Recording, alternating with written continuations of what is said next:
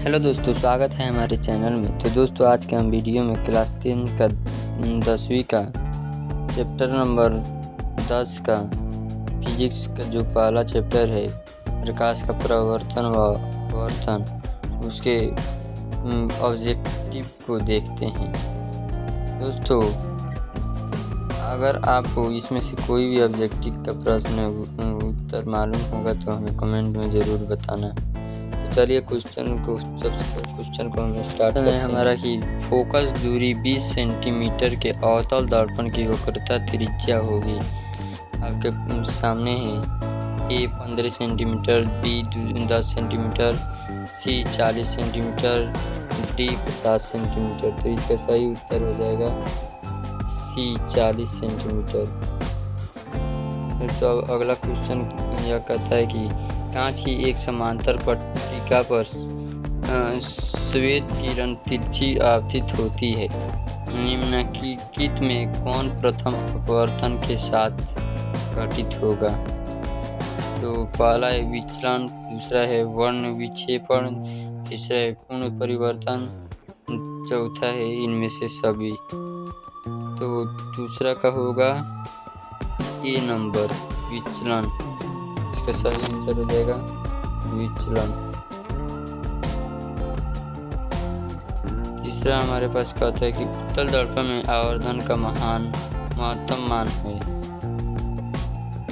मान उत्तल दर्पण में अवतल का महत्तम मान है। तो पहला आपके सामने है 2, दूसरा 1, तीसरा हाफ और चौथा अनंत।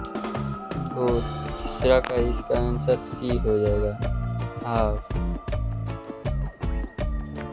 चौथा कहता है कि किसी वस्तु का अवतल दर्पण द्वारा बना प्रतिबिंब आभासी, सीधा तथा वस्तु से बड़ा पाया गया है तो वस्तु की स्थिति कहाँ होनी चाहिए? पहला है वक्रता केंद्र से बाहर, दूसरा है फोकस तथा वक्रता केंद्र के बीच, तीसरा है वक्रता केंद्र पर और चौथा है दर्पण के ध्रुव तथा मुख्य फोकस के बीच। तो इसका सही आंसर हो जाएगा दर्पण के ध्रुव तथा फोकस के बीच। पांचवा क्वेश्चन कहता है कि फोकस दूरी 10 सेंटीमीटर के अवतल दर्पण द्वारा उत्पन्न आवर्धन धनात्मक होगा यदि वस्तु दूरी का मान है 10 सेंटीमीटर से अधिक, 20 सेंटीमीटर से अधिक, तीसरा है 10 सेंटीमीटर से कम और इनमें से कोई नहीं। तो इसका आंसर क्या होगा? 5 का सी, यानी 10 सेंटीमीटर से कम होगा। छठा कहता है कि फोकस ध्रुव की ओर आने पर अवतल दर्पण की आवर्धन का मान बढ़ता है, दूसरा अचर रहता है, तीसरा घटता है, चौथा इनमें से कोई नहीं।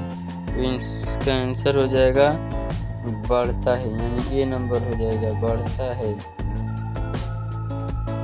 सातवां क्वेश्चन हमारे पास है कि एक अवतल दर्पण के प्रधान अक्ष पर 40 चींटी का प्रतिबिंब सीधा है तथा बढ़ता जा रहा है। चींटी की गति की दिशा है फोकस से वक्रता केंद्र की ओर, फोकस से ध्रुव की ओर, ध्रुव से फोकस की ओर, इनमें से कोई नहीं। तो इसका सही आंसर हो जाएगा बी नंबर, फोकस से ध्रुव की ओर। आठवां क्वेश्चन कहता है कि यदि किसी बिंब का प्रतिबिंब का आवर्धन ऋणात्मक है तो उस प्रतिबिंब की प्रकृति क्या होगी? पहले का है वास्तविक और सीधा, दूसरा का है आभासी और सीधा, तीसरा का है आभासी और उल्टा, चौथा है वास्तविक और उल्टा। तो 8 नंबर का सही आंसर हो जाएगा डी नंबर, यानी वास्तविक और उल्टा। चलिए 9 नंबर देख लेते हैं क्या कहता है। यदि अवतल दर्पण का निचला आधा भाग टूट जाए तो